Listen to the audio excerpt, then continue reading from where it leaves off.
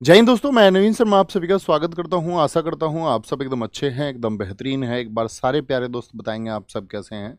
उम्मीद करेंगे एकदम अच्छे होंगे, एकदम शानदार होंगे।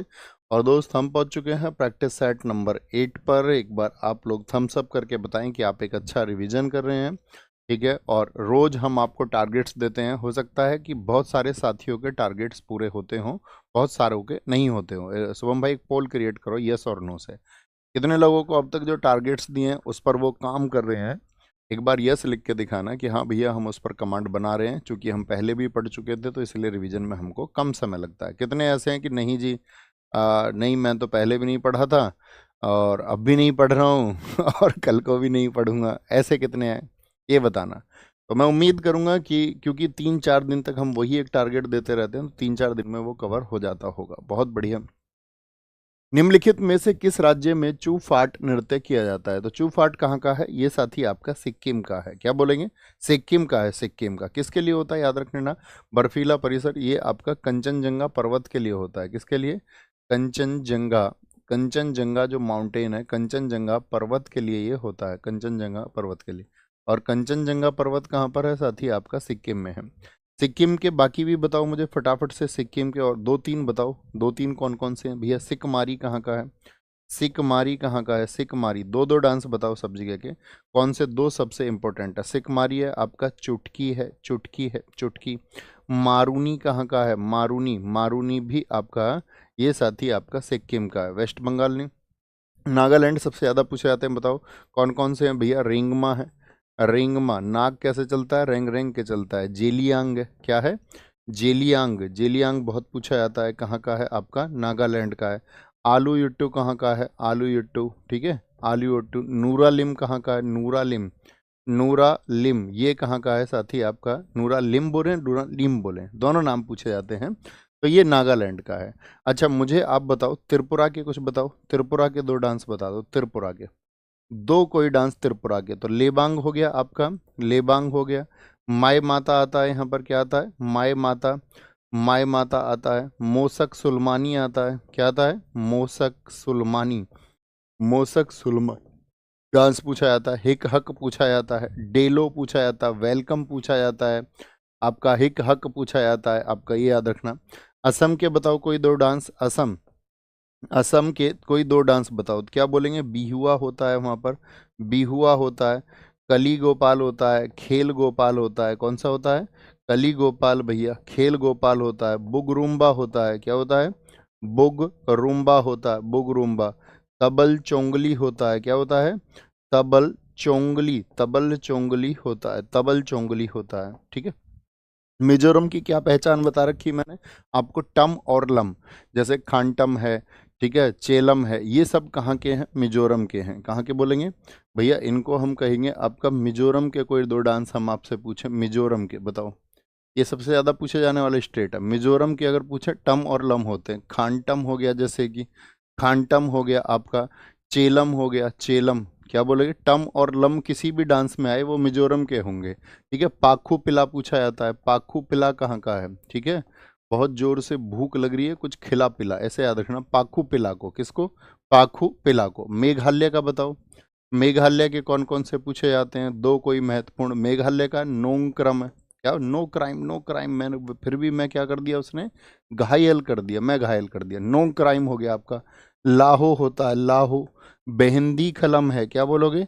बेहिंदी खलम है। और बेहिंदी खलम मैं घायल कैसे कर दिया? बगल में दबा के। वांगला। क्या बोलेंगे? वांगला याद रख लेते हैं। वांगला। वांगला। ये क्या है आपका? दो दो आपका डांस है। जैसे कि आज आपका टारगेट रहेगा, आप एक बार अपने फोक डांस रिवाइज करोगे। ठीक है। एक हम आपसे पूछेंगे यहाँ पर, एक स्टेट के और मुझे बता दो। अरुणाचल प्रदेश के बता दो। नॉर्थ ईस्ट के पूछ रहे हैं हम आपसे, अरुणाचल के। तो अरुणाचल में सबसे इंपॉर्टेंट होता है मुखोटा। मुखोटा और बुइया डांस होता है। क्या होता है? बुइया डांस होता है। छालो भी यहाँ पर होता है। छालो। क्या बोलेंगे? छालो डांस होता है। छालो। छालो।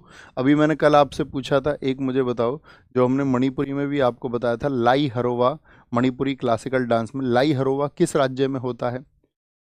बोलेंगे भाई, बहुत बढ़िया। 83% बच्चे कह रहे हैं जो अपने टारगेट्स को अचीव कर रहे हैं और पूरा कर रहे हैं। बहुत शानदार बात है, बहुत अच्छे रिजल्ट साथी आपके होंगे, बहुत अच्छे रिजल्ट्स होंगे। एक बार बताओ कहाँ का बताया था मैंने आपको? लाई हरोबा। यहाँ पर हमने इनको लिखा है, एक बार पढ़ लेना, आप इनको रिपीट कर लेना, ये पीडीएफ में मिलेंगे आपके पास, नोट्स में ये पहले से थे। वाद्य यंत्र इंस्ट्रूमेंट की बात करेंगे, तत्वाद क्या है? तत्वाद क्या है बताएंगे एक बार। क्या ये ताल वाद्य यंत्र है या तार वाद्य यंत्र? तत् बोलते हैं स्ट्रिंग्ड इंस्ट्रूमेंट होते हैं, तत् जिनमें तार होते हैं। कौन कौन होते हैं तार वाले? जैसे तार की अगर हम बात करें भैया, इसमें सारंगी आ जाता है। क्या आ जाता है? सारंगी आ जाता है। सितार आ जाता है, सितार सितार आ जाएगा। ठीक है, वीणा आ जाता है, वीणा में भी तार होते हैं। गिटार आ जाएगा, गिटार। वायलिन आ जाएगा, वायलिन। इन सभी में क्या तार होते हैं? यस और नो? जी भैया, इन सभी में तार होते हैं, सभी में तार होते हैं। अगर मैं पूछूं वायु वाले कौन से हैं, वायु तार, तो वायु में आते हैं बांसुरी, जिनमें फूक मारी जाती है, एरोफोनिक जिनको बोलते हैं। बांसुरी हो गया, एक तो बांसुरी में फूक मारी जाती है। एक सहनाई होता है, सहनाई होता है। एक आपका पुंगी होता है, पुंगी। क्या बोलोगे? पुंगी होता है, पुंगी। ठोस में, सॉलिड में कौन कौन से आ जाते हैं? ठोस की अगर हम बात करते हैं तो इसमें आ जाते हैं नॉन ड्रम जितने भी होते हैं, जैसे मंजीरा हो गया, मंजीरा हो गया, जल तरंग हो गया। ठीक है, मंजीरा, जल तरंग, जो कीर्तन वाले होते हैं, कीर्तन वाली चीजें, जल तरंग, ये आपका। और ताल में कौन से आते हैं? जिनमें ताल दी जाती है। ताल देने वाले कौन कौन से हो जाएंगे बताओ फटाफट से, आप लोगों का आंसर आना चाहिए। जिनमें भैया आपका ताल देते हो, तो तबला हो गया, ड्रम हो गया, ढोल हो गया, तबला बोल दे, तबला। ड्रम हो गया, ड्रम हो गया आपका, ड्रम हो गया, इनको परक्यूजन भी बोलते हैं। ठीक है, ढोल हो गया। तो ये ताल वाद्य यंत्र है जो खूब पूछे जाते हैं और बार बार रिपीट होते हैं, बार बार रिपीट होंगे। ओके, नेक्स्ट है, निम्न में से सही मिलान नहीं है। सही मिलान नहीं है। ट्रेडिशनल डिश दी हुई है, कौन सी ट्रेडिशनल डिश कहाँ की नहीं है बताएंगे। सोरपोटेल क्या ये गोवा की है? खोलम क्या आपका अरुणाचल प्रदेश की है? और टेंगा, टेंगा क्या कर्नाटक की है? तो यही क्या हो जाएगा? गलत हो जाएगा, क्योंकि टेंगा कहाँ की है बोलेंगे? टेंगा भैया असम की है। कहाँ की है? टेंगा असम की, आपका असम का एक ट्रेडिशनल डिश है, असम का। काफुली बताओ कहाँ का ट्रेडिशनल डिश है? सबसे ज़्यादा एसएससी इसको पूछती है। काफुली कहाँ की ट्रेडिशनल डिश है? तो क्या बोलोगे? उत्तराखंड की है। धुसका बताओ, धुसका कहाँ की है? धुसका झारखंड। क्या बोलोगे? झारखंड। आलू पोस्तो बताओ, नवो बोरसो कौन बोलता है? वही आलो पोस्तो बोलता है। तो आलो पोस्तो आपका वेस्ट बंगाल की होगी, वेस्ट बंगाल की। श्रीखंड बताओ, श्रीखंड कहाँ का है आपका? श्रीखंड मिष्ठान जो है वो महाराष्ट्र के हैं।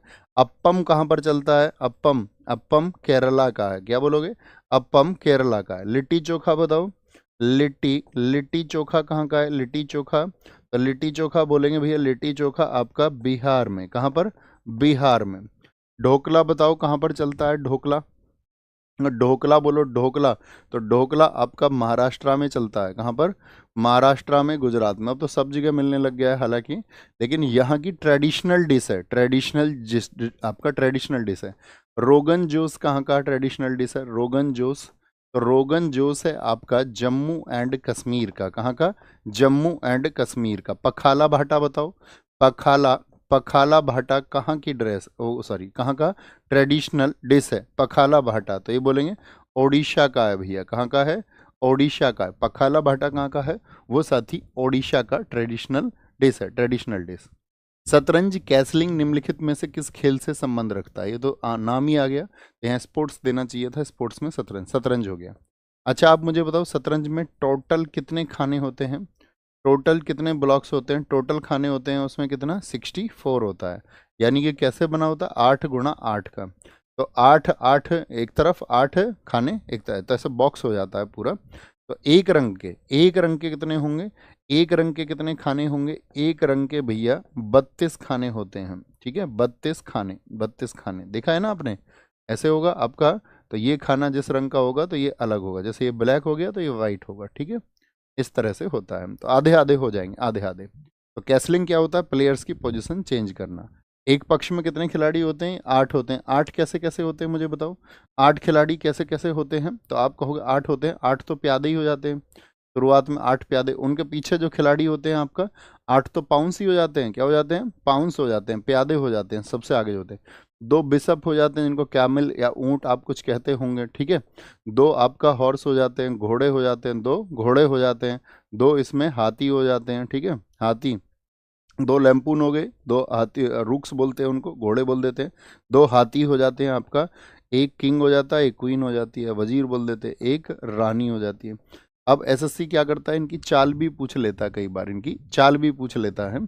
जैसे कि मुझे बताओ घोड़ा कितनी चाल चलता है, तो ये 2.5 चाल चलता है, दो सीधी चलेगा और एक इधर लेफ्ट या राइट चलता है।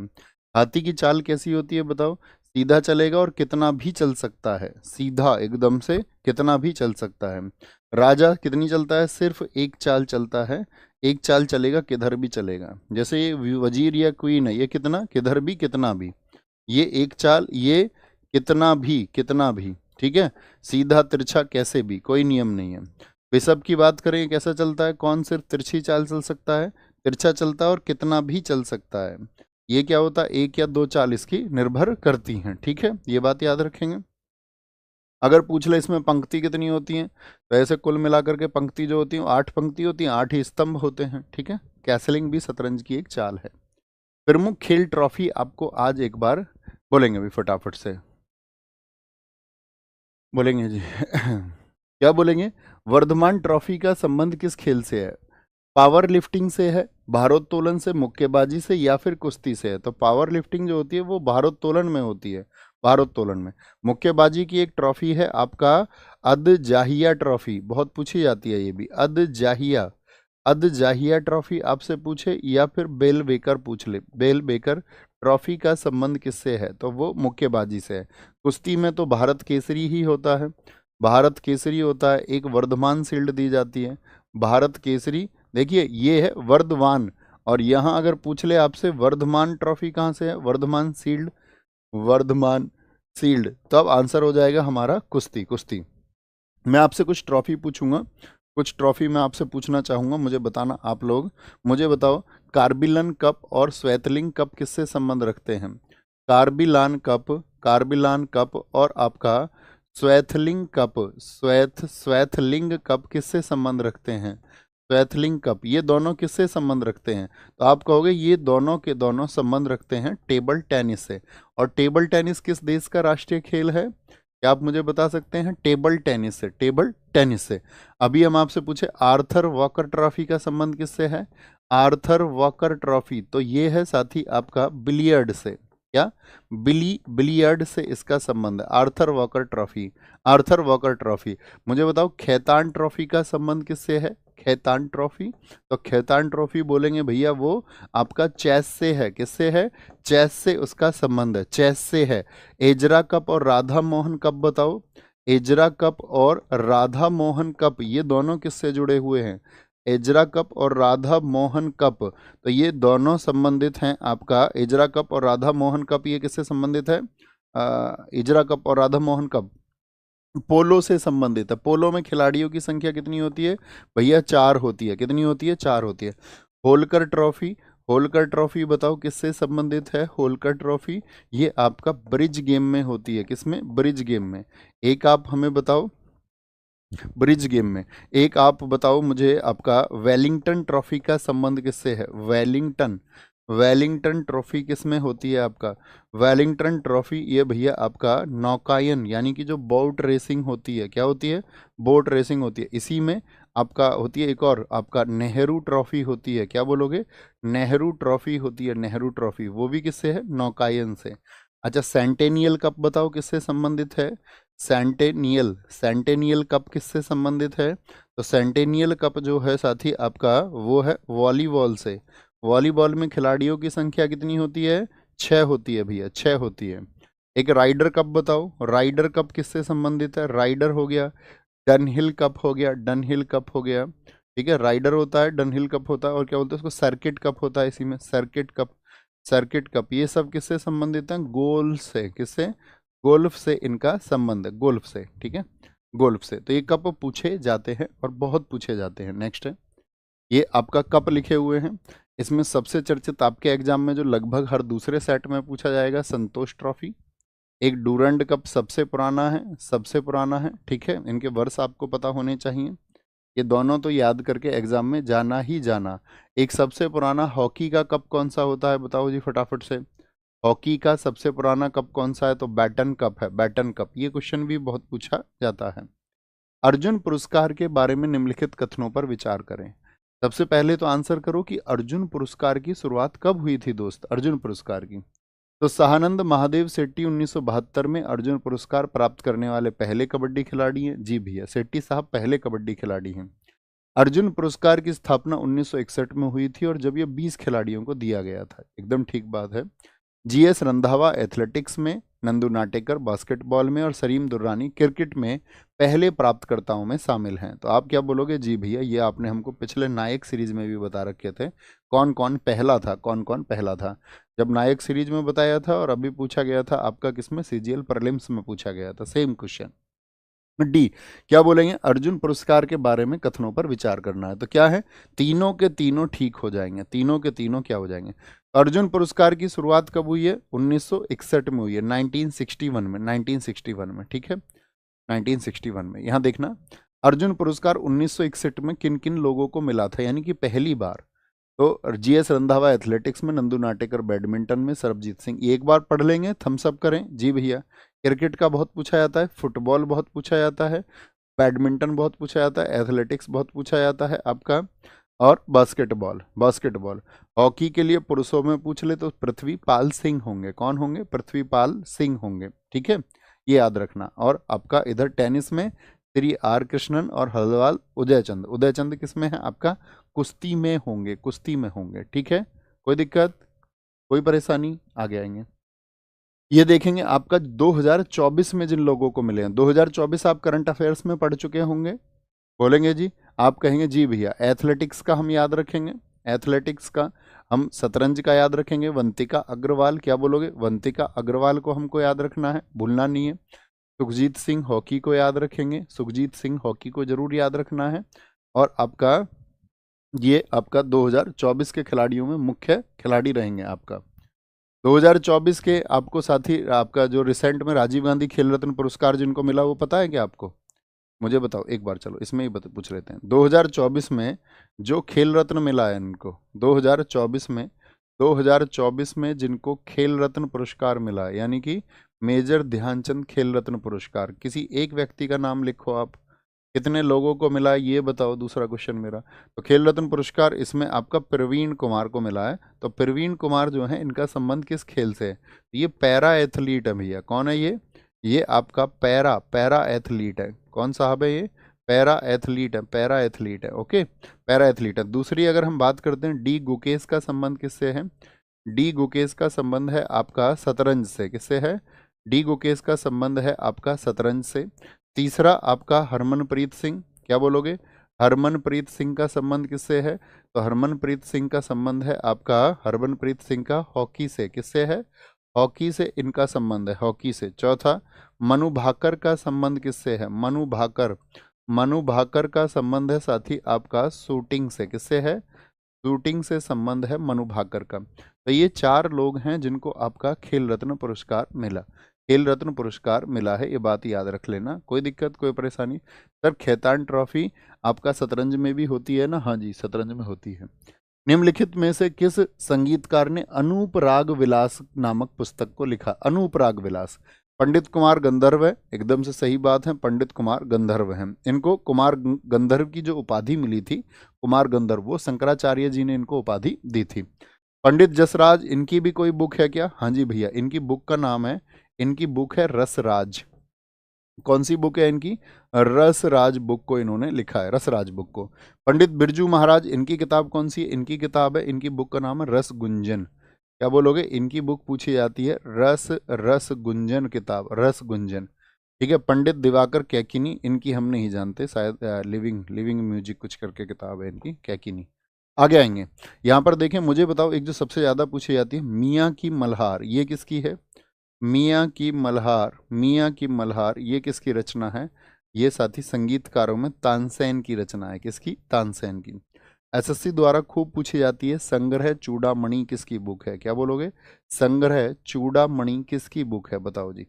जो साथी याद ना रहे उसको अपने नोट्स में लिखना है। ये हैं गोविंदाचार्य, जो कि आपका किससे जुड़े हुए हैं, कर्नाटक म्यूजिक से जुड़े हुए हैं। किससे, कर्नाटक म्यूजिक से। अच्छा, कर्नाटक म्यूजिक भारत में किस हिस्से में होता है, नॉर्थ में कि साउथ में, बताओ एक बार।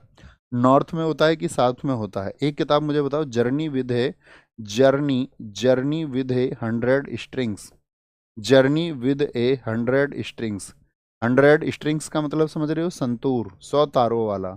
100 स्ट्रिंग, तो संतूर से संबंधित एक आपका शिव कुमार शर्मा है। कौन है, शिव कुमार शर्मा, बहुत पूछे जाते हैं शिव कुमार शर्मा जी। ये इनकी बुक है, इनकी बुक है। एक बताओ, a meeting by the river, a meeting meeting by the river, खूब बता रखी है मैंने आपको। A meeting by the river, ये किसकी बुक है, ये है विश्व मोहन भट्ट की। किसकी, विश्व मोहन भट्ट, विश्व मोहन भट्ट की है, ठीक है। इनको 1994 में इसी आपका एल्बम के लिए क्या मिला था, ग्रैमी मिला था, ग्रैमी मिला था, ग्रैमी मिला था। माई म्यूजिक माई लाइफ किसकी है, ये आपको बताना। ये बड़ा सबसे कॉमन क्वेश्चन मानूंगा मैं इसे स्टैटिक जीके का। माई म्यूजिक माई लाइफ किसकी बुक है, बहुत बार मैंने आपको बता रखा है। लोकसभा और राज्यसभा दोनों, अभी रिसेंट में अगर कुछ विधेयक आए हैं, बिल आए हैं, तो आपको उनको पढ़ना है, पॉलिटी में आपने पढ़े होंगे। लोकसभा और राज्यसभा दोनों द्वारा पारित होने के बाद प्रतिस्पर्धा संशोधन विधेयक 2023 को 2023 को प्रतिस्पर्धा अधिनियम 2023 बनने के लिए राष्ट्रपति की सहमति प्राप्त हुई। तो राष्ट्रपति की सहमति प्राप्त हुई है 11 अप्रैल 2023 को। किसको, कंपटीशन अमेंडमेंट बिल को। कंपटीशन, एक आपको याद रखना है, अभी रिसेंट में आया था वक्फ बोर्ड के लिए। किसके लिए, वक्फ बोर्ड, वक्फ बोर्ड संशोधन अधिनियम, वक्फ बोर्ड संशोधन अधिनियम, ये कब आया था, वक्फ बोर्ड संशोधन अधिनियम ये कब आया था, तो वक्फ बोर्ड संशोधन अधिनियम आया 2025 में। कब, 2025 में। इसकी डेट पूछ ले तो 8 अप्रैल 2025 हो जाएगी। क्या होगी, 8 अप्रैल 2025 हो जाएगी, ठीक है, 8 अप्रैल 2025 हो जाएगी। भारत के सर्वोच्च न्यायालय के क्षेत्राधिकार के संबंध में निम्नलिखित में से कौन सा कथन सही है। अगर हम बात कर रहे हैं ज्यूरिसडिक्शन ऑफ सुप्रीम कोर्ट की, तो आज आपको सुप्रीम कोर्ट भी एक बार रिवाइज करना है, ठीक है। ये समझ गए, बार बार बोलने की जरूरत तो नहीं है मुझे, अब कभी भी बोलने की जरूरत नहीं, आप समझ गए होंगे, ठीक है। Blue colour is the target for today. तो क्या बोलेंगे, मूल क्षेत्राधिकार भारत सरकार और एक या अधिक राज्यों के बीच भारत सरकार या किसी राज्य या और राज्यों, और दूसरी तरफ एक या अधिक राज्यों या दो से दो अधिक राज्यों के बीच किसी भी विवाद तक स्थित है। यानी एक तरफ एक राज्य हो सकता है, दूसरी तरफ भी एक राज्य हो सकता है। एक तरफ एक राज्य बनाम कई राज्य हो सकते हैं, एकदम से ठीक है, एकदम से ठीक हो जाएगा। अपीलीय क्षेत्राधिकार क्षेत्र का विस्तार तब होता है जब संघ और कुछ राज्य विवाद में एक तरफ होते हैं, कुछ राज्य दूसरी तरफ होते हैं। नहीं, ये संसद को अधिकार है आर्टिकल 138 के तहत विस्तार का। क्या बोलोगे, ये आर्टिकल 138 के तहत सिर्फ संसद को अधिकार है, ऐसा नहीं है कि बनाम में कुछ हो जाए। ये संसद को अधिकार होगा, संसद को इसका राइट दिया गया है, संसद को। संविधान के अनुच्छेद 129 और 142 के तहत सर्वोच्च न्यायालय में अदालत की अवमानना के लिए दंडित करने की शक्ति जो है वो निहित है। एकदम सही बात है। अभी तक सर्वोच्च न्यायालय में अंतर्राष्ट्रीय अंतर्राष्ट्रीय वाणिज्यिक मध्यस्थता शुरू नहीं की जा सकती है। क्यों नहीं की जा सकती है, बिल्कुल की जा सकती है, एकदम से गलत हो जाएगा। तो ए और सी क्या हो जाएंगे, ये पूछा ना, सही कौन सा, ए और सी एकदम से सही हो जाएंगे। मुझे बताओ, जो सुप्रीम कोर्ट है, सुप्रीम कोर्ट ये किस आर्टिकल में है, तो ये है आपका आर्टिकल 124 के सब सेक्शन 1 में। क्या बोलोगे, 124 के सब सेक्शन 1 में ये आर्टिकल दिया गया है। अच्छा मुझे बताओ, अगर मैं पूछूं आपसे सुप्रीम कोर्ट का गठन कब किया गया था, सुप्रीम कोर्ट का गठन वो हुआ है 26 जनवरी 1950 को। कब, 26 जनवरी 1950 को। अगर पहली बैठक कब हुई, पहली पहली बैठक कब हुई इसकी, तो पहली बैठक इसकी हुई थी आपका 28 जनवरी 1950 को। कब, 28 जनवरी 1950 को पहली बैठक हुई थी। किस भाग में है ये संविधान के, तो आप कहोगे भाग 5 में है, और भाग 5 में भी आर्टिकल 124 से 147 तक है। कहाँ पर, आर्टिकल 124 से 147 तक इसको दिया गया है। निम्नलिखित में से कौन सी सर्वोच्च न्यायालय के न्यायाधीशों के लिए आवश्यक योग्यताएं हैं, कौन सी, एक योग्यता, पहली बात तो ये बताओ, जो योग्यताएं बताई गई हैं सर्वोच्च न्यायालय के न्यायाधीश के लिए वो किस आर्टिकल में है, तो आप कहोगे योग्यताओं को दिया गया है आर्टिकल 124 के सब सेक्शन 3 में। क्या बोलोगे, 124 के। वह भारत का नागरिक होना चाहिए, सही बात है। वह 5 वर्ष तक हाई कोर्ट का न्यायाधीश रहा हो, और 10 वर्ष तक हाई कोर्ट में वकील रहा हो। सही बात है। राष्ट्रपति की राय में एक साथी आपका क्या बोलेंगे, डिस्टिंग्विश्ड ज्यूरिस्ट होना चाहिए। सही बात है। उसकी उम्र कम से कम 35 साल होनी चाहिए। नहीं, कम उम्र के बारे में कोई प्रावधान नहीं किया गया है। हाँ, रिटायरमेंट की एज का प्रावधान है। आप मुझे बताओ रिटायरमेंट की एज कितनी होगी। तो सुप्रीम कोर्ट के लिए अगर उम्र बात करें तो वो होती है 65 वर्ष रिटायरमेंट की। कितनी? 65 ईयर्स। और अगर हाई कोर्ट की बात करें तो हाई कोर्ट में होती है 62 वर्ष। और जो पद मुक्ति ये बताई गई है, ये किस आर्टिकल में है आपका? जो इनकी पद मुक्ति है, यानी जब इनको पद से मुक्त किया जाता है, तो ये बताई गई है आपका आर्टिकल 124 के सबसेक्शन 4 में, सबसेक्शन 4 में। ठीक है। जो न्यायाधीश सुप्रीम कोर्ट के बारे में तो 124 के 1 में, न्यायाधीशों की जो नियुक्ति होगी वो 124 2 में है। याद रख लेना। जो आपका सुप्रीम कोर्ट के जज होते हैं, न्यायाधीश होते हैं, इनका जो अपॉइंटमेंट है, इनकी जो नियुक्ति है वो किस में बताई गई है? तो आप बोलेंगे आर्टिकल 124 के सब सेक्शन 2 में बताई गई है। ठीक है। अच्छा, जो आपका वर्तमान में न्यायाधीशों की नियुक्ति होती है वो किस प्रणाली से होती है? तो उस प्रणाली का क्या नाम है? तो क्या बोलोगे? उस प्रणाली को जब अपनाया गया था आपका, याद रख लेना, 1993 में कॉलेजियम प्रणाली। कौन सी प्रणाली है? कॉलेजियम प्रणाली के तहत। ठीक है। इसकी जगह फिर क्या आ गया था 2004 में? क्या बनाया गया था 2004 में? इसी की जगह आया था NJAC। क्या बोलोगे? NJAC, नेशनल, क्या बोलते हैं उसको, राष्ट्रीय, NJAC नेशनल, इसको बोलते हैं राष्ट्रीय न्यायिक नियुक्ति आयोग, यानी कि नेशनल जस्टिस अपॉइंटमेंट कमीशन। 2004 में NJAC बना था, NJAC राष्ट्रीय न्यायिक नियुक्ति आयोग। ये बना था, याद रख लेना, कब? 99वें कॉन्स्टिट्यूशनल अमेंडमेंट से, 99वें संविधान संशोधन से NJAC बनाया गया था। मुझे बताओ पहले जो साथी आपका सुप्रीम कोर्ट के चीफ जस्टिस थे उनका क्या नाम है? जो पहले चीफ जस्टिस थे, पहले CJI कौन थे? तो कौन थे? HJ कानिया, हीरालाल जे कानिया, HJ कानिया थे, HJ कानिया साहब थे पहले चीफ जस्टिस ऑफ इंडिया। वर्तमान में 53वें कौन है? बताओ जी। वर्तमान में 53वें कौन बने हैं, ये आपको पता होना चाहिए। तो आप कहोगे सूर्यकांत बने हैं। कौन बने हैं? सूर्यकांत बने हैं। सूर्यकांत वर्तमान में 53वें। सर्वाधिक जो कार्यकाल रहा है वो किसका रहा है? सर्वाधिक कार्यकाल जो रहा है वो रहा है आपका YV चंद्रचूड़ का। किसका? YV चंद्रचूड़ का सबसे लंबा कार्यकाल। सबसे कम कार्यकाल किसका रहा है? सबसे जो कम कार्यकाल रहा है वो रहा है कमल नारायण। ये सिर्फ 17 दिन CJI रहे थे। कमल नारायण कितने दिन?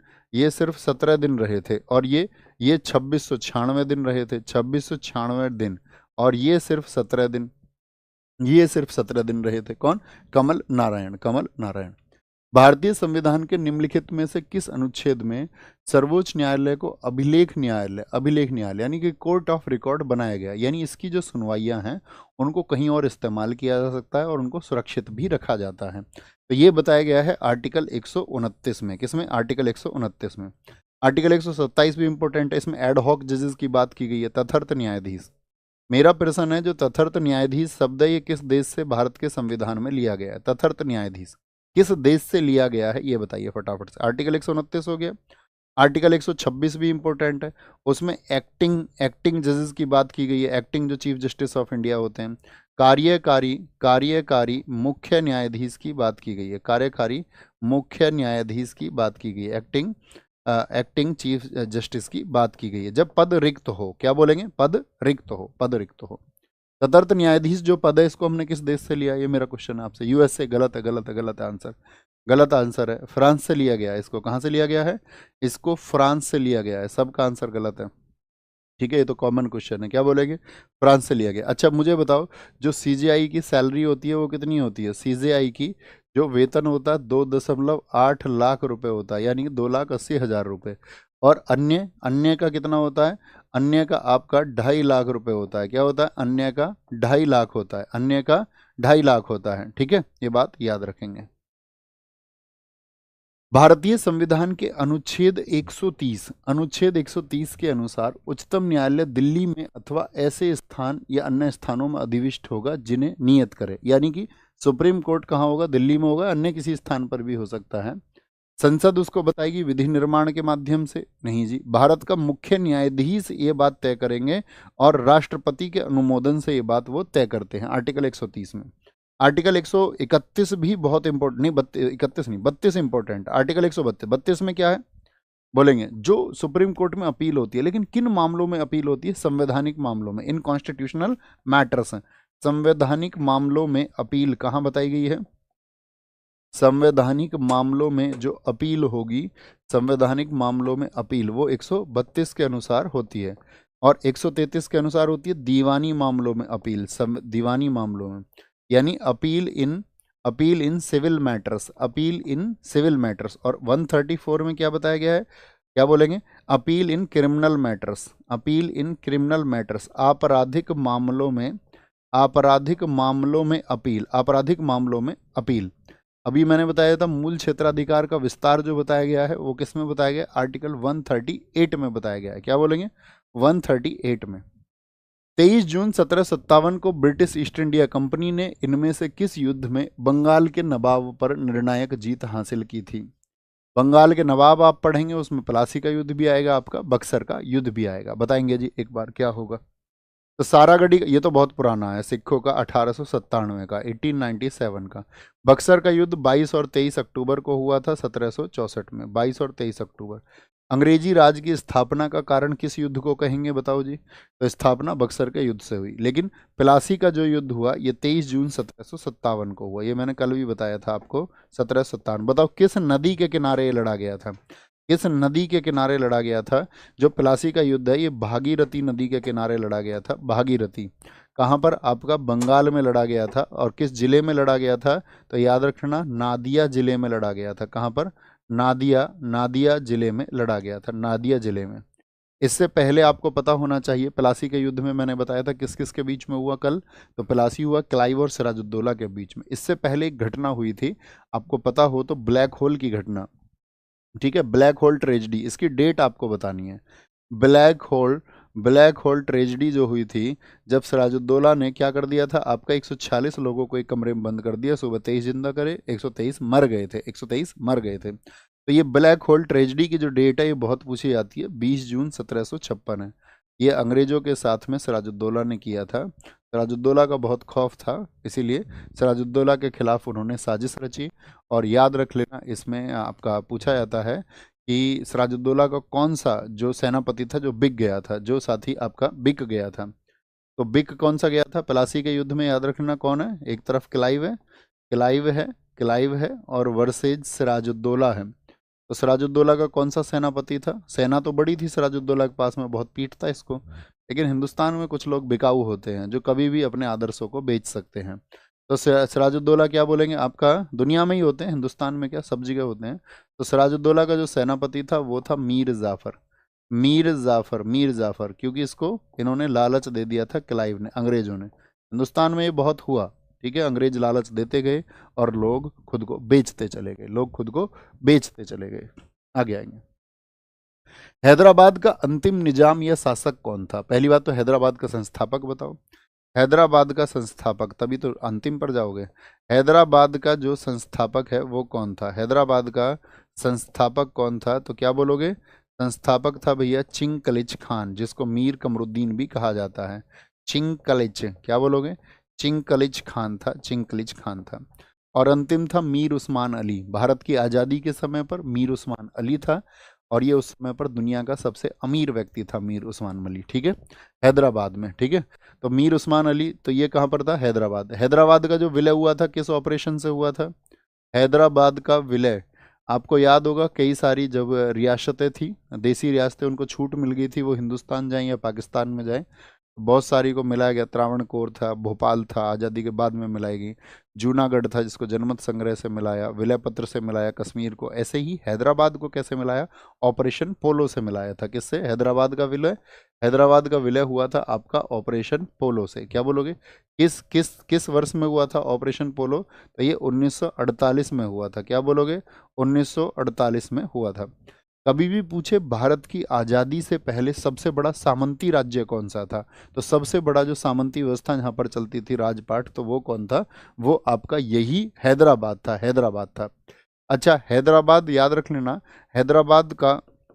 हैदराबाद ने जो सहायक संधि स्वीकार की थी, हैदराबाद ने सहायक संधि स्वीकार की थी या नहीं, आप कहोगे हाँ जी। तो सहायक संधि इसने कब स्वीकार की थी बताएंगे, सहायक संधि ये क्या बोलोगे, 1798 में, 1798 में।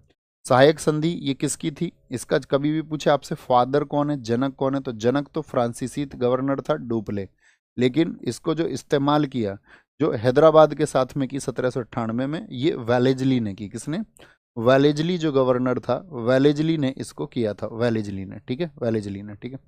अगर मैं आपसे पूछूं सहायक संधि को स्वीकार करने वाला दूसरा राज्य कौन सा था, तो दूसरा राज्य आपका आंसर आना चाहिए प्यारे साथी, मैसूर था। क्या था, सेकंड कौन था, मैसूर था। सालाबाई की संधि रिक्त स्थान में आपका हस्ताक्षर किए थे जिसने पहले एंग्लो मराठा युद्ध को समाप्त किया। एक बार मराठा साम्राज्य 10 मिनट में ओवर आपका का आप उसका रिवीजन करेंगे। देखिए अंग्रेजों और मराठाओं के बीच कितने युद्ध हुए ये मैं आपसे पूछूं, बोलो भाई फटाफट से, अंग्रेजों और मराठाओं के बीच में कितने युद्ध हुए थे टोटल, तो आप कहेंगे 3 वॉर हुए। तो जो पहले वॉर को याद रखना 1775 से 82। दूसरा वॉर पूछे 1803 से 1806 भी लिखता है, और 1805 भी, कोई भी एक वर्ष आप मान लेना इसमें, ठीक है। तीसरे की बात करें तो तीसरा युद्ध है 1817 से, सॉरी, तीसरा युद्ध आपसे पूछे तो तीसरा होगा 1817 से 1818, क्या बोलेंगे, 1818। 1775 में आपका आंग्ल मराठा युद्ध में कौन सी संधि हुई थी, यहां पर हुई सूरत की संधि, सूरत की संधि। और यहां पर हुई थी सलबाई की संधि, कौन सी, सलबाई की संधि किस वर्ष में हुई, इनके वर्ष पूछे जाते हैं और कोई कहानी आपको याद नहीं रखनी है। तो पूछ रहा है जून या मई, तो क्या बोलोगे, मई में हुई थी, क्योंकि 17 मई को ये आपका 17 मई 1782 को हुई, इससे याद रखेंगे 17 मई 1782, क्या बोलेंगे, 17 मई 1782 बोलेंगे अभी फटाफट से भैया। एनजीएसी 2004 होगा कि 2014 होगा, 2014। अभी जो गवर्नमेंट आई, क्योंकि फिर उसको प्रभावी, सॉरी मैंने शायद 2004 लिख दिया, अभी मुझे ध्यान आया, एनजीएसी हमने 2004 लिख दिया था ना, एक बार बताओ मुझे, क्योंकि 99वां संविधान संशोधन ये 2015 में हुआ था ना, 100वां, तो ये 2000 सॉरी 2004 नहीं 2014 होगा, 2014 में, और ये प्रभावी हुआ था 2015 से, जब ये नई गवर्नमेंट आ गई थी, नई गवर्नमेंट आ गई थी, ठीक है। एक बार थम्स अप करो जी भैया, कॉमन सी बात है, 2004 नहीं, ऐसी गलतियों के लिए माफ करेंगे हमेशा। क्या बोलेंगे, आपका क्या क्वेश्चन था, हमारा क्वेश्चन क्या था, क्वेश्चन था हमारा, हाँ, सलबाई की संधि। तो सलबाई की संधि जो हुई आपका 1782 में। दूसरी संधि जो होती है, ये वॉर जो खत्म हुआ, ये राजा घाट की संधि से खत्म हुआ, क्या बोलोगे, राजा घाट संधि से ये खत्म हुआ 1805 में। यहां पर जो संधि हुई थी 1818 में, वो संधि हुई थी पूना की संधि, पूना संधि, क्या बोलोगे, पूना संधि हुई थी आपका 1817-18, दोनों याद रख लेना। कौन थे पूना की संधि में, बाजीराव सेकंड और Hastings, Bajirao second versus versus Hastings में ये संधि हुई थी, हेस्टिंग्स में। और इसमें क्या हो गया था, तीसरे युद्ध के बाद में मराठा साम्राज्य को खत्म कर दिया गया था, मराठा साम्राज्य को क्या कर दिया गया था, यहाँ पर खत्म कर दिया गया था। दूसरे में जो हुई थी, ये हुई थी आपका, दूसरे में जो सूत्रधार था वो था वेलेजली, और साथ में बाजीराव सेकंड, क्या बोलोगे, बाजीराव सेकंड वर्सेज वेलेजली के बीच में ये हुई थी, बाजीराव सेकंड वर्सेज वेलेजली। पहली संधि की बात करें तो पहली संधि के समय कौन था, तो माधवा राव नारायण थे, नारायण थे, और आपका हेस्टिंग्स था, कौन, आपको पता ही है इस समय पर हेस्टिंग्स था अंग्रेजों की तरफ से। तो वर्ष भी याद रखेंगे, तो वेलेजली तो वैसे भी याद रखते हैं, वेलेजली क्योंकि 1798 से 1805 रहा, ठीक है, ये बात आपको याद रख लेनी है। आगे आएंगे, निम्नलिखित में से किस संधि के परिणाम स्वरूप तीसरा आंग्ल मैसूर युद्ध समाप्त हो गया था। अंग्रेजों और मैसूर के बीच कितने युद्ध हुए, तो यहां पर हुए हैं 4 वॉर, क्या बोलेंगे, 4 वॉर। पहला जो वॉर था आपका वो चला 1767 से 69, ठीक है। दूसरा जो वॉर था वो चला आपका 1780 से 84 के बीच में, ठीक है। तीसरा जो वॉर था, थर्ड वॉर, वो 1790 से 92 के बीच चला। और चौथा वॉर आप मुझे बताएंगे फटाफट से, चौथा वॉर चला 1799 में, ठीक है। तो क्वेश्चन है हमारा तृतीय आंग्ल मैसूर युद्ध, इसमें हुई थी श्रीरंगपट्टनम की संधि, और टीपू को अपना क्या देना पड़ गया था, इसमें कौन थे यहाँ पर, देखिए पहले युद्ध में तो आपका हैदर अली थे। हैदर अली पहले युद्ध को लड़े, और हैदर अली वर्सेज, ये अंग्रेजों के बीच में यानी आंग्ल मराठा, हैदर अली की क्या हुई थी, इसमें जीत हुई थी। मराठाओं ने, इसने आपका क्या बोलेंगे, अंग्रेजों ने प्रॉमिस किया था कि भैया अब नहीं लड़ेंगे वो, लेकिन फिर से ये युद्ध जो है ये 50-50 पर रहा था। यहाँ पर एक संधि हुई थी, मंगलौर की संधि, क्या बोलोगे, मंगलौर की संधि किस वर्ष में हुई थी, मंगलौर की संधि 1784 में हुई थी, 1784 में मंगलौर की संधि हुई थी, ठीक है, मंगलौर की संधि। और हैदर अली की जो जीत हुई, यहाँ पर भी एक संधि हुई थी, यहाँ पर हुई थी मद्रास की संधि। तो जो लास्ट ईयर है ना, वही संधि का वर्ष है लास्ट। तो 1769 में युद्ध खत्म हुआ है, तो 1769 ही आपका क्या बोलेंगे, मद्रास का युद्ध होगा। यहाँ पर बताओ कौन सा हुआ, तो श्रीरंगपट्टनम की संधि। इसमें क्या हुआ, टीपू को कितना राज्य देना पड़ा था अपना, बताओ टीपू को कितना राज्य देना पड़ा था, आधा राज्य टीपू को देना पड़ा था, क्योंकि यहाँ पर आ गया था टीपू सुल्तान, टीपू सुल्तान। और दूसरे युद्ध में ही क्या हुआ था, 1782 जो पोर्टानोवा का वॉर हुआ था, उसमें बीच युद्ध में हैदर अली मारा गया था, टीपू सुल्तान ने चार्ज ले लिया था। और चौथे युद्ध में क्या है, टीपू की मौत हो गई, क्या बोलेंगे, टीपू की मौत, यानी टीपू को मौत के घाट उतार दिया गया था, टीपू को, ठीक है, टीपू को। आगे, टीपू सुल्तान मस्जिद कहाँ पर स्थित है, टीपू सुल्तान मस्जिद जो है वो कहाँ पर स्थित है, आपका मैसूर में है, बंगलुरु में है, कोलकाता में है, या फिर आपका दिल्ली में है, दिल्ली में है, आंसर करेंगे कहाँ पर वो स्थित है। मनी मन में आंसर बोला करो, कमेंट सेक्शन में उतना जरूरी नहीं है। तो क्या बोलेंगे भैया, कोलकाता में स्थित है, कहाँ पर, कोलकाता में। टीपू सुल्तान की जो साथी आपका राजधानी थी वो क्या थी बताएंगे, इसकी राजधानी थी श्रीरंगपट्टनम, क्या बोलोगे, सेरिंगपट्टनम भी कहा जाता है उसको, श्रीरंगपट्टनम। किस, आज अगर आज हम बात करें तो श्रीरंगपट्टनम मुझे बताओ किस भारतीय राज्य में स्थित है, श्रीरंगपट्टनम किस भारतीय राज्य में, ठीक है। ये हैदर अली का बेटा था, ये तो मैंने आपको बताया, इसने श्रीरंगपट्टनम में एक आपका स्वतंत्रता का वृक्ष लगाया था। क्या ये अंग्रेजों से खुश रहता था, क्या कहेंगे, आप कहोगे नहीं, ये फ्रांसीसियों के पक्ष में था, और इसीलिए फ्रांसीसियों का जो क्लब था, Jacobin club, Jacobin club, Jacobin club का सदस्य बना था, जैकोबिन क्लब का सदस्य। ये क्लब किसका था, ये फ्रांसीसियों का क्लब था आपका। तो ये किसके पक्ष में था, फ्रांसीसियों के पक्ष में था, फ्रांसीसियों के पक्ष में था। पृथ्वी के कुल भूमि क्षेत्र की अपनी अपनी प्रतिशतता के अवरोही क्रम में नीचे दिए गए महाद्वीपों का सही अनुक्रम कौन सा है, यानी कि कौन सा महाद्वीप बड़ा है और कौन सा छोटा है। आप मुझे बताओ सबसे बड़ा महाद्वीप कौन सा है। तो सबसे बड़े महाद्वीप की अगर हम बात करते हैं तो सबसे पहले आता है एशिया। एशिया महाद्वीप कितने प्रतिशत पर, आपका 29.5% पर, यानी सबसे बड़ा क्षेत्रफल इसी का है। दूसरे नंबर पर अफ्रीका आ जाता है 20% के साथ में, कितने प्रतिशत क्षेत्रफल है अफ्रीका का, 20%। तीसरे नंबर पर आ जाता है नॉर्थ अमेरिका, लगभग 16% के साथ में, नॉर्थ अमेरिका, क्या बोलोगे, नॉर्थ अमेरिका हो गया। फिर आपका साउथ अमेरिका आ जाता है, साउथ अमेरिका आ जाता है लगभग 11% के साथ में, किसके, 11% के साथ में, बस इससे ज़्यादा प्रतिशत याद रखने की जरूरत नहीं है। इसके बाद में आता है आपका उसको बोलते हैं अंटार्कटिका, जहाँ पर कोई व्यक्ति नहीं रहता, अंटार्कटिका आता है। 6th पर आपका आता है यूरोप, यूरोप। और आपका 7th पर आपका आता है ऑस्ट्रेलिया, जो लगभग 6% के आसपास, यानी 5.9 है वैसे तो, और यूरोप है आपका लगभग 6.8%। तो सबसे इसमें क्रम देखिए, जरूरी नहीं है क्रम में एशिया ही पहले देगा, तो उसने जहाँ से शुरुआत कर रखी है वो देखिए, सबसे बड़ा अफ्रीका, फिर नॉर्दर्न अमेरिका होगा, फिर दक्षिण अमेरिका होगा, और फिर यूरोप होगा, ये एकदम से ठीक हो जाएगा। अगर मैं देशों का क्रम बोलूँ तो क्या बोलेंगे, रूस आता है सबसे पहले क्षेत्रफल में, रूस आता है, फिर कौन आता है, रूस कनाडा, रूस कनाडा, क्या बोलते हैं उसको, रक्का भाई, क्या बोलते हैं, रक्का, रूस Canada, China, China, America, America आ जाता है चौथे पर आपका, अमेरिका आ जाता है, कुछ साइट के अनुसार अमेरिका तीसरे पर, चौथे पर नहीं, चाइना ही होगा, ठीक है ना।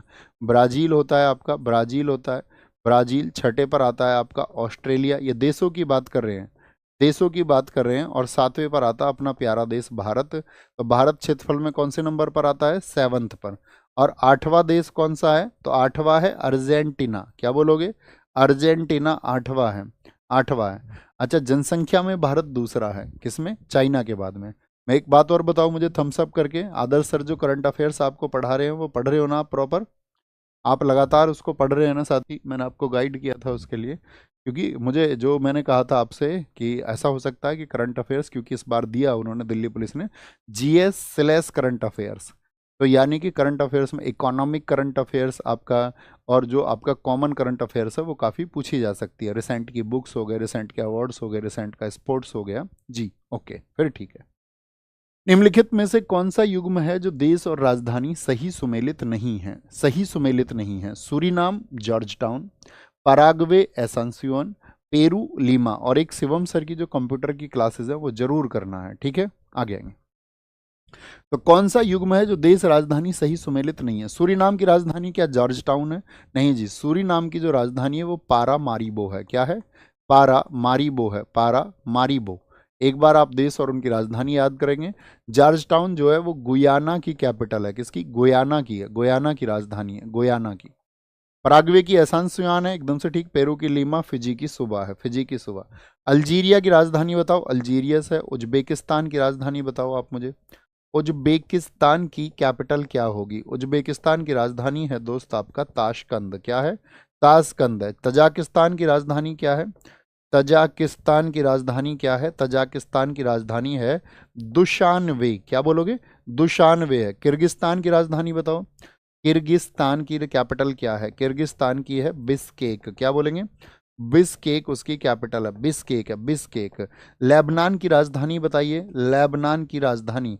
लेबनान की राजधानी है बैरूत। क्या बोलोगे? बैरूत। फिनलैंड की राजधानी बताइए मुझे, फिनलैंड की राजधानी। फिनलैंड की राजधानी बताइए। फिनलैंड की कैपिटल क्या है? फिनलैंड की राजधानी है हेलसिंकी। क्या बोलेंगे बॉस? हेलसिंकी उसकी राजधानी है, फिनलैंड की हेलसिंकी है। कोलंबिया की बताओ। कोलंबिया की राजधानी सारे दोस्त बताएं, आज रिपीट करनी है ये आपको। कोलंबिया की बोगोटा है। क्या है? बोगाटा भी बोलते हैं, बोगोटा भी बोलते हैं। कंबोडिया की बताओ। कंबोडिया की, कंबोडिया की, कंबोडिया की आपका, कंबोडिया, कंबोडिया की राजधानी क्या होती है? नाम पेन, नाम पेन, नाम पेन। इजराइल की राजधानी बताओ, इजराइल की क्या हो जाएगी?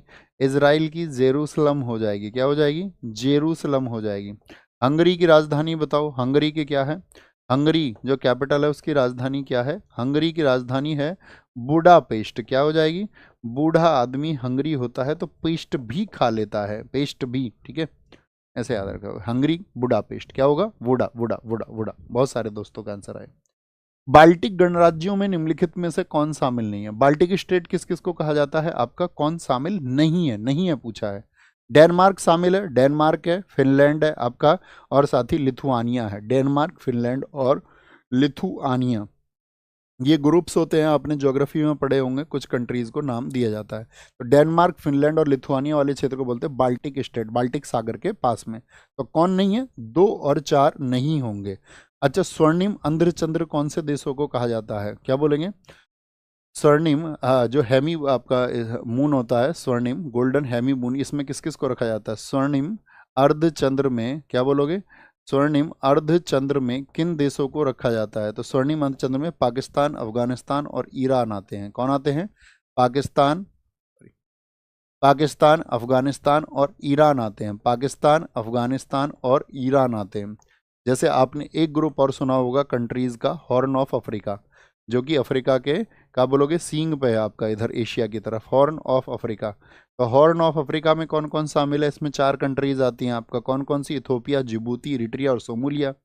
आपका क्या बोलोगे? इथोपिया आता है इसमें, इथोपिया आता है, इथोपिया आता है, जिबूती आता है, जिबूती आता है, इरिट्रिया आता है, इरिट्रिया, क्या बोलोगे? इरिट्रिया आता है, इरिट्रिया आता है, और सोमालिया आता है, सोमालिया आता है। बैनिलक्स कंट्रीज बताओ फटाफट से, जिनको बैनलक्स भी बोलते हैं हम।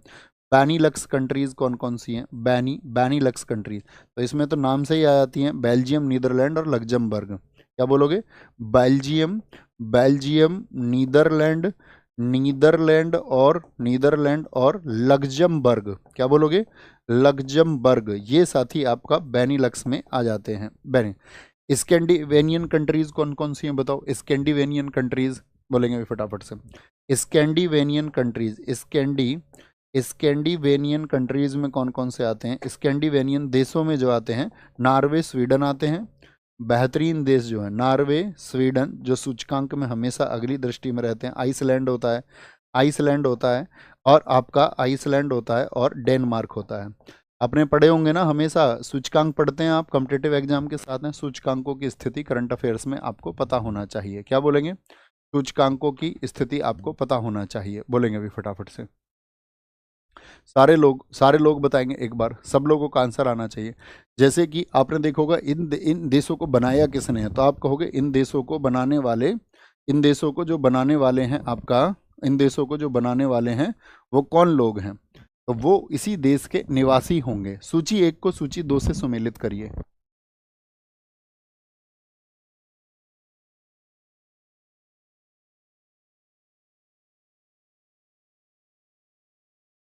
सारे लोग आंसर करेंगे फटाफट से। सूची 1 को, माउंट एकांगुआ की अवस्थिति कहां पर है, माउंट पिको डी ओरिजावा की स्थिति कहां पर है, माउंट विंसन मैसिफ क्या ये अंटार्कटिका में है, और माउंट लोगान क्या कनाडा में है। तो एकदम सामने सामने लिखे हुए, एकांगुआ अर्जेंटीना में है, तो 1 2 3 4 एकदम से सही हो जाएगा। क्या बोलोगे? 1 2 3 4 सही हो जाएगा। आपको पता होना चाहिए हर एक महाद्वीप की सबसे ऊंची चोटी, हर एक महाद्वीप की सबसे ऊंची चोटी कौन सी है। जैसे कि मैं आपसे पूछ लूं यहाँ पर, एशिया की सबसे ऊंची चोटी कौन सी है, बताइए। एशिया की सबसे ऊंची चोटी कौन सी होगी? सबसे ऊंची चोटी जो होगी एशिया की, वो होगी आपका, एशिया की सबसे ऊंची चोटी माउंट एवरेस्ट। क्या बोलेंगे? कोई कंफ्यूजन ही नहीं है इसमें, तो माउंट एवरेस्ट जिसको सागर माथा कहते हैं। किस देश में है माउंट एवरेस्ट? 8,848 मीटर। तो आप कहोगे भैया ये आपका नेपाल में स्थित है। कहाँ पर है? नेपाल में स्थित है। आप मुझे बताओ साउथ अमेरिका की सबसे ऊंची चोटी कौन सी है? साउथ अमेरिका की सबसे ऊंची चोटी कौन सी है? तो यहाँ पर आती है एकांका गुआ। क्या बोलोगे? एकांका गुआ आपका सबसे ऊंची चोटी है। अगर मैं आपसे पूछूं नॉर्थ अमेरिका की, बताओ सबसे ऊंची चोटी कौन सी होगी, तो वो मैकिल्ले पर्वत होगा। क्या बोलेंगे? मैकिल्ले पर्वत होता है, मैकिल्ले, जिसको कई बार डेनाली भी कह दिया जाता है, डेनाली, नॉर्थ अमेरिका की। अफ्रीका की सबसे ऊंची चोटी पूछे तो अफ्रीका की सबसे ऊंची चोटी कौन सी होगी? किलीमंजारो होगी। क्या बोलेंगे? किलीमंजारो होगी, किलीमंजारो होगी। आपसे पूछे यूरोप की सबसे ऊंची चोटी कौन सी है, तो यूरोप की सबसे ऊंची चोटी होगी एल्ब्रूस पर्वत। कौन सा? एल्ब्रूस पर्वत होगा, एल्ब्रूस पर्वत। अगर मैं आपसे पूछूं ऑस्ट्रेलिया की सबसे ऊंची चोटी कौन सी है, तो ऑस्ट्रेलिया की सबसे ऊंची चोटी है केसीयुस्को। क्या बोलेंगे? केसीयुस्को सबसे ऊंची चोटी है, केसीयुस्को। ठीक है। ऑस्ट्रेलिया में बहुत ऊंचे पर्वत नहीं है, सर लगभग 2 किलोमीटर के करीब ही हो गए। किम्बरले पठार निम्नलिखित में से किस देश में स्थित है? किम्बरले पठार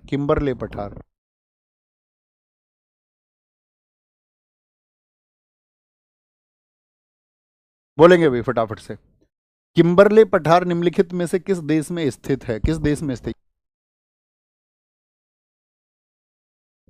किम्बरले पठार केन्या, किरिबाती, ऑस्ट्रिया या फिर ऑस्ट्रेलिया में होगा। तो किम्बरले पठार है आपका ऑस्ट्रेलिया में। मुझे बताओ विश्व का सबसे ऊंचा प्लेटो कौन सा है?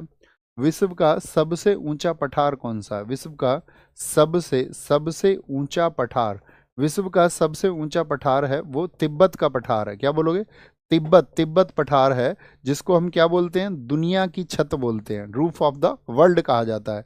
दूसरा सबसे बड़ा पठार कौन सा है? तो दूसरे पर आ जाता है आपका अंटार्कटिका का पठार। क्या बोलोगे? अंटार्कटिका का पठार आ जाता है। अब हम आपसे पूछेंगे पठारों के नाम। ओजार्क का पठार कहाँ पर है? बोलेंगे ओजार्क का पठार, ओजार्क का पठार, ओजार्क का पठार एक बार सारे लोग बताएंगे मुझे। ओजार्क का पठार यूएसए में है। अनातोलिया का पठार कहाँ पर है? अनातोलिया। क्या बोलेंगे? अनातोलिया का पठार कहाँ पर स्थित है? अनातोलिया। सारे लोग आंसर करें फटाफट से। तुर्की में। क्या बोलेंगे? सबका आंसर आना चाहिए तुर्की में।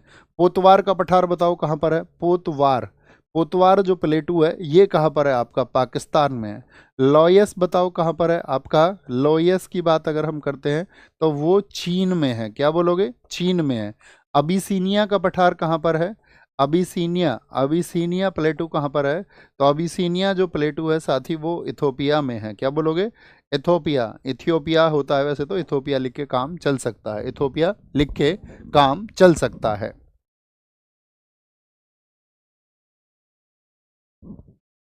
आगे आएंगे नेक्स्ट। निम्नलिखित में से कौन सा कथन सरकार की राजकोषीय नीति के प्राथमिक उद्देश्य का सबसे अच्छा वर्णन करता है? सर 20 को एक बार देख लीजिए। 20 को क्या होगा, क्या हो गया 20 का?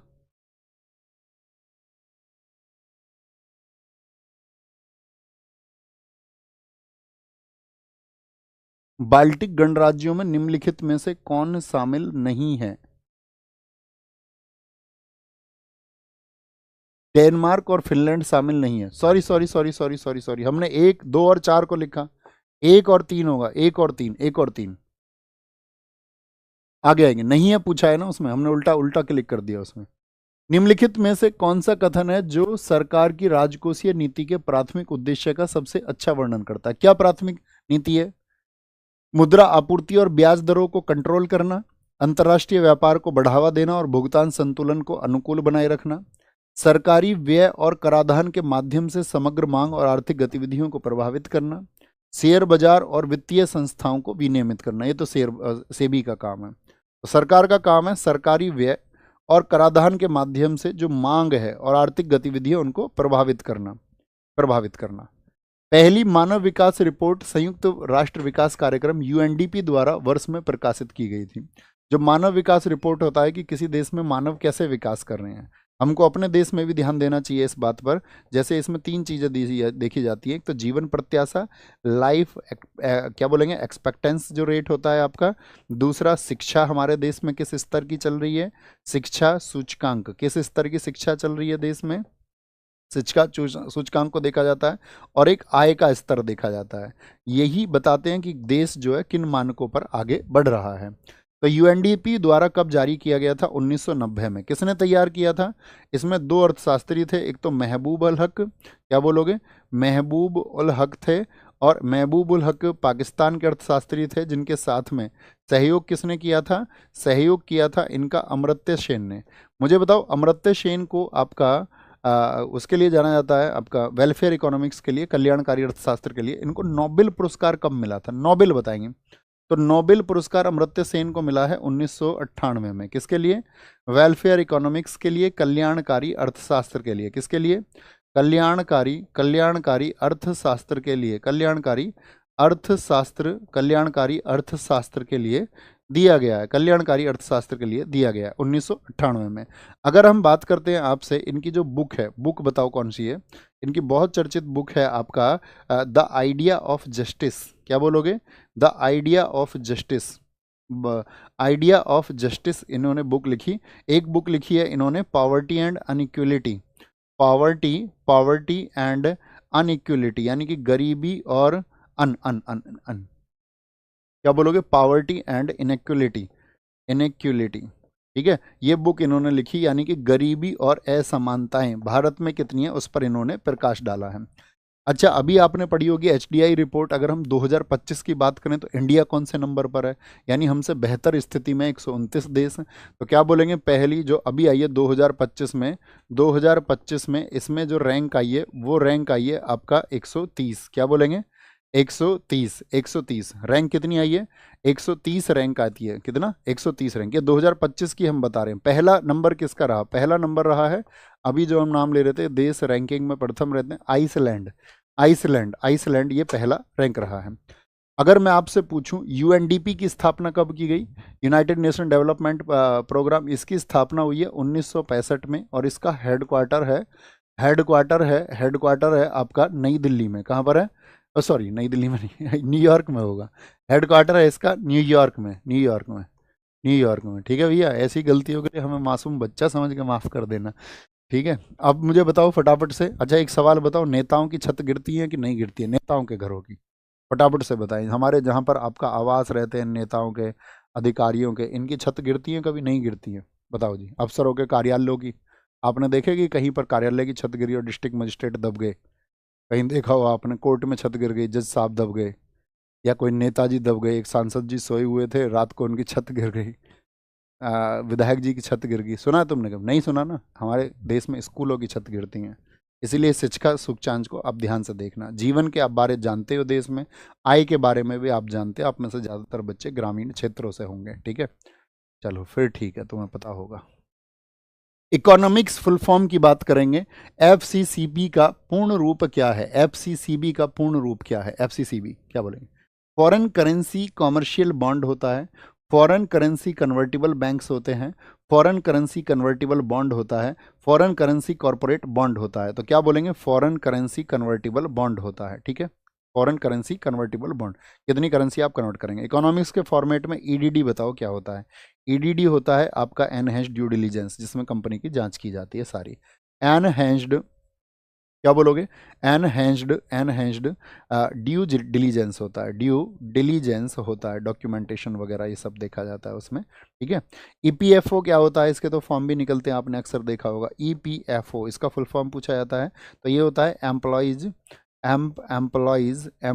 Provident fund. क्या होता है? एम्प्लॉयज प्रोविडेंट फंड ऑर्गेनाइजेशन होती है, प्रोविडेंट फंड ऑर्गेनाइजेशन होती है, ऑर्गेनाइजेशन। मुद्रा की फुल फॉर्म आपसे पूछी जाएगी, हर एग्जाम में एसएससी पूछता है। मुद्रा की फुल फॉर्म क्या है? मुद्रा है माइक्रो यूनिट्स। क्या है बोलेंगे? मुद्रा योजना शुरू कब हुई थी ये बताओ? Micro units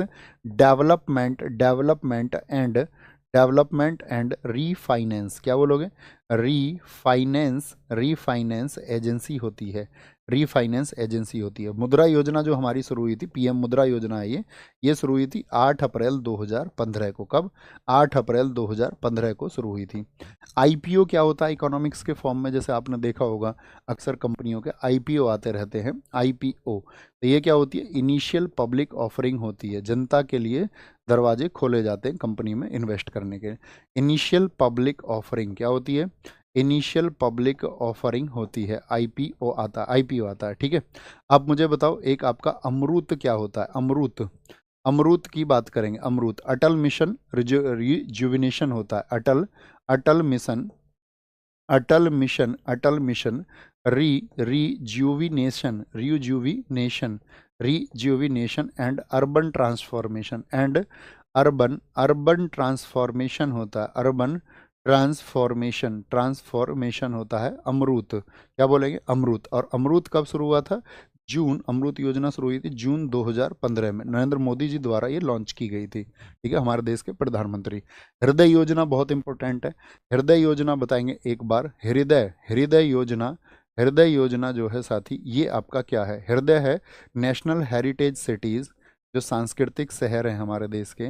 national heritage city development and develop development development and augmentation. क्या बोलोगे? ऑगमेंटेशन योजना। क्या बोलोगे? योजना बनती है ये आपका। ये भी 2015 में मोदी जी द्वारा लॉन्च की गई थी, हृदय योजना। ठीक है, ये भी मोदी जी द्वारा लॉन्च हुई। भारत सरकार द्वारा महात्मा गांधी राष्ट्रीय ग्रामीण रोजगार गारंटी अधिनियम किस वर्ष पारित किया गया था? तो मनरेगा की बात करें, मनरेगा को एक बार पढ़ेंगे। मनरेगा कब पारित किया गया था? 2005 में। ठीक है। कौन सी पंचवर्षीय योजना थी तब आप बता सकते मुझे? तो आप कहोगे 11वीं पंचवर्षीय योजना में, 11th 5 ईयर प्लान में, 11वीं पंचवर्षीय योजना में इसको शुरू किया गया था। तब पीएम 2004 से 2014 तक थे मनमोहन सिंह जी। क्या बोलोगे? मनमोहन सिंह जी। ठीक है। राष्ट्रपति कौन थे देश के? पूछा जाता है बहुत बार। राष्ट्रपति थे आपका एपीजे अब्दुल कलाम जी, अबिल पाकिर जैनाबुद्दीन अब्दुल कलाम जी। एपीजे अब्दुल कलाम जी थे, एपीजे अब्दुल कलाम। ठीक है। कब लागू की गई थी ये आपका? तो पूछेगा, लागू हुआ 2 फरवरी 2006 को। कब? 2 फरवरी 2006 को लागू हुई थी। अच्छा, इसका जो नाम है आपका मनरेगा, ये नरेगा से बदल के किया गया, किस वर्ष में किया गया? तो जो मनरेगा नाम है ये कब हुआ? तो मनरेगा नाम हुआ था इसका भैया 2009 में। क्या बोलोगे? 2009 में कर दिया गया था। इसमें क्या दी गई थी? 100 दिन की गारंटी, 100 दिन की काम की गारंटी, 100 दिन की गारंटी कृत योजना थी। कितनी शानदार योजना थी ना, एक बार बताइए। इससे लोगों को भूखे पेट भरते हैं। 100 दिन की गारंटी कृत योजना। और साथ ही यहाँ पर बताओ कितने किलोमीटर के अंदर मिलती थी? 5 किलोमीटर के दायरे में। तो उस समय ये सरकार ने दी, और सरकार का उत्तरदायित्व बनता है लोगों का ख्याल रखना। ठीक है। सरकार को चुना ही इसलिए जाता है, सरकारों को चाटुकारिता के लिए नहीं चुना जाता, चुना जाता है इस बात के लिए कि सरकारें काम करे, चाहे कोई भी सरकार हो। तो पहला राज्य जो था, पहला राज्य वो बना था आपका आंध्र प्रदेश। कौन? आंध्रा प्रदेश। और वो साथी आपका बादावली जिले में इसको शुरू किया गया। कहाँ पर? बादावली जिले में कहाँ पर? अनंतपुर गांव में।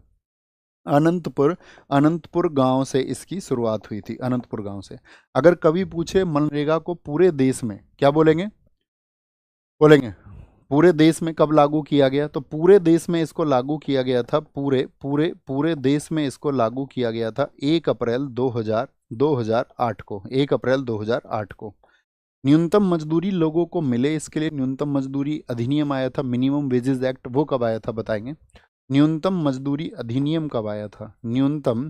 न्यूनतम मजदूरी अधिनियम, मिनिमम वेजेस एक्ट, न्यूनतम मजदूरी अधिनियम इस देश में आया 1948 में, 1948 में। कब आया? 1948 में। आप बताओ बंधुआ मजदूरी उन्मूलन एक्ट कब आया? जो बंधुआ मजदूरी होती थी, फोर्स्ड लेबर होती थी, उसको एलिमिनेट करने के लिए बंधुआ मजदूरी उन्मूलन अधिनियम कब आया था? उन्मूलन जो अधिनियम आया, ये आया आपका 1976 में, 1976 में। कब आया? 1976 में आया था, 1976 में। दर्पण सूत्र के अनुसार गोलीय दर्पण की फोकस दूरी किसके बराबर होती है बताएंगे? तो 1/f बराबर क्या होती है?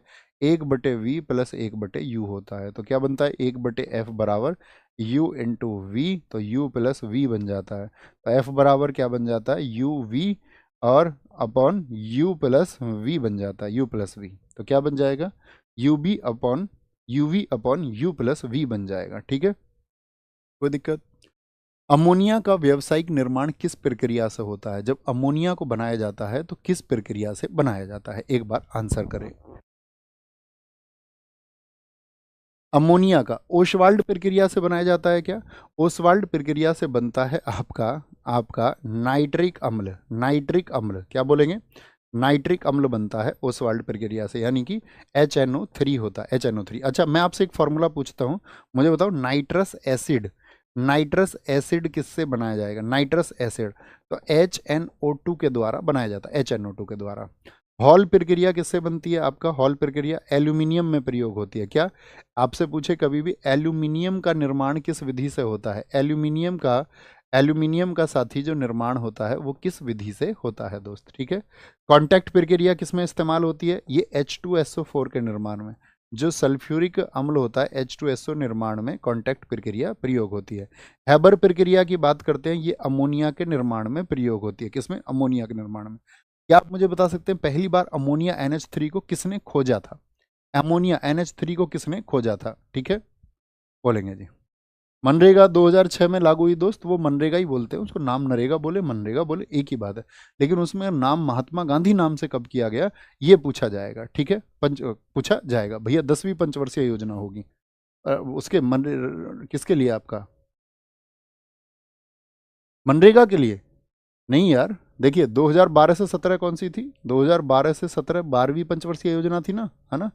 और 2007 से 12 कौन सी थी? 2007 से 12 आपका हाँ हाँ बिल्कुल ठीक है, बिल्कुल ठीक है, बिल्कुल ठीक है, बहुत सही, क्योंकि ये तो पूरी नहीं हो पाई थी। ठीक है, 2007 से 12, सॉरी काउंट करने में मुझसे ही गलती हुई, 10वीं पंचवर्षीय योजना होगा, 10th होगा, 10वीं पंचवर्षीय योजना होगा, जो कि 2002 से 2007 होगी, 2002 से 2007। थम्स अप करें, एकदम से ठीक है। बहुत थैंक यू, आप लोग ये मदद करते हो। ठीक है, बहुत बहुत शाबाश। जीवों के वैज्ञानिक नामकरण की जो पद्धति है वो किसके द्वारा शुरू की गई थी? इसको शुरू किया था लिनियस साहब ने। क्या बोलोगे? कैरोनस लिनियस ने इसको शुरू किया था, इसीलिए इनको बोलते हैं, क्या बोलेंगे? इनको बोलते हैं टैक्सोनॉमी के फादर। वर्गीकी का पिता किसको कहा जाता है? टैक्सोनॉमी के जनक हैं ये, फादर ऑफ टैक्सोनॉमी। तो इन्होंने कौन सी बुक लिखी थी इसके लिए? उस बुक का नाम और बता दीजिए। उस बुक का नाम है आपका सिस्टेमा नेचुरी। क्या बोलोगे? सिस्टेमा नेचुरी। तो जितनी भी द्विनाम पद्धति है, जो दो नाम दिए जाते हैं, उसको आज आपको पढ़ना है। प्राणी संघ एनिमल किंगडम को एक बार पढ़िए, कौन कौन से वर्ग हैं उसमें। तो केचुआ किस में आता है? एनालिडा में आता है। ठीक है, एनालिडा में। इसी में आपका जोंक आ जाती है। क्या आ जाता है? जोंक इसी में आती है। ठीक है, जोंक। नैरिस इसी में आता है, नैरिस जो होता है, नैरिस आ जाता है। आर्थ्रोपोडा सबसे बड़ा संघ है, इसमें सब आते हैं। क्या बोलते हैं उसको? मक्खी होगी, मच्छर हो गया, और बताओ क्या क्या आएगा इसमें? मक्खी, मच्छर, तितली, तिलचट्टा, तितली इसी में आएगी, आपका तिलचट्टा, मछली, केकड़ा, ये सब इसी में आ जाते हैं। मछली और केकड़ा ये सब इसमें आते हैं। मोलस्का में कौन सा आता है? घोंगा आता है, घोंगा, घोंगा आ जाता है। जो सीपी होती हैं, सीपी होती हैं, सीपी सीपी होती हैं। प्रोटोजोआ में आपका अमीबा आता है। अमीबा किस में आएगा? अमीबा वो प्रोटोजोआ में आता है। हिस्टोलेटिका किस में आएगा? आपका हिस्टोलेटिका वो किस में आ जाता है? आपका प्रोटोजोआ में आ जाता है, प्रोटोजोआ में, ठीक है, याद रख लेंगे। एनिलिडा में आपका ऑक्टोपस भी आ जाएगी। क्या आ जाएगी? ऑक्टोपस भी आ जाएगी, ऑक्टोपस भी आ जाएगी। अच्छा ऑक्टोपस नहीं, ऑक्टोपस एनिलिडा में नहीं, मोलस्का में आएगी। ऑक्टोपस आपका मोलस्का में आती है। ऑक्टोपस, आप मुझे बता सकते हैं ऑक्टोपस का खून कैसा होता है, कैसे रंग का होता है? ऑक्टोपस का रक्त कैसा होता है? आरआरबी जेई में इसी बार पूछा गया, ऑक्टोपस के रक्त का रंग कैसा होता है? बताओ जी, कौन लोग बता सकते हैं? ये आपके लिए क्वेश्चन है, यही समझ लेना, ऑक्टोपस का रक्त कैसा होता है, ये आपका होमवर्क है। डॉल्फिन के समूह को क्या कहा जाता है? पता नहीं जी, पीला रंग होता है, पीला, व्हाइट नहीं, पीला, येलो। डॉल्फिन के समूह को क्या कहा जाता है? ये आपका होमवर्क है, आंसर लिखना ना भूलें। और साथ ही टारगेट्स के बारे में मैं बता दूं आपको, आप टारगेट्स को अपने को लिखते रहना कि ये मेरे टारगेट्स थे, लास्ट टाइम पे मुझे ये रिवाइज करने थे। जो आपका टारगेट पूरा हो जाए उस पर क्लिक करते रहना। अगर रह जाए तो क्लिक तभी करना उस पर जब वो पूरा हो जाए, नहीं तो क्लिक नहीं करना है। जब आप उस टारगेट को पूरा कर लें तो क्लिक कर दें, ताकि आपको लास्ट टाइम पर ये बता रहे, क्या बोलेंगे, क्या बोलेंगे, लास्ट टाइम पर ये पता रहे ये मेरा बचा हुआ है। यही एक अच्छा तरीका है। बहुत ज़्यादा भटकना नहीं है, बहुत ज़्यादा भागदौड़ नहीं करनी है कि अभी ये भी कर लूँ वो भी कर लूँ। आप कितना भी कर लोगे उतना ही बचा रहेगा जीएस में। तो इसीलिए भागदौड़ नहीं करनी है। आपके पास जो लिमिटेड सिलेबस है उसी को एक बार रिवाइज करना है, उसी की प्रैक्टिस करनी है। किस तरह से करना है इसके लिए मैं रोज़ सेशन आपके लिए लेकर के आ रहा हूँ, बिना छुट्टी के हम इसको लेकर के आ रहे हैं। उम्मीद करेंगे आप इसका एक फ़ायदा उठाएंगे, आप इसको फॉलो ज़रूर करते होंगे एक अनुशासित छात्र की तरह। और एक दिन देखना दोस्त, वर्दी आपके शरीर पर जरूर पहुंचेगी, इस तन को जरूर वो सुशोभित करेगी। जो डिजर्व करते होंगे उनको मिलेगा, जो डिजर्व नहीं करते होंगे यानी जिन्होंने मेहनत नहीं की होगी, तो हमेशा उन्हें अपने मन से सम्मान उन लोगों को देना है जो इसको हासिल करेंगे, कि हाँ यार वो इसको डिजर्व करते होंगे, हमसे ज़्यादा मेहनत की होगी, अगली बार हम उनसे भी ज़्यादा मेहनत करेंगे। तो उस तरह का हौसला एक आपका एस्पायरेंट के अंदर होना चाहिए। तो अपना ख्याल रखिए, बहुत सारा प्यार। जय हिंद, जय भारत, नमस्ते, take care, love you all.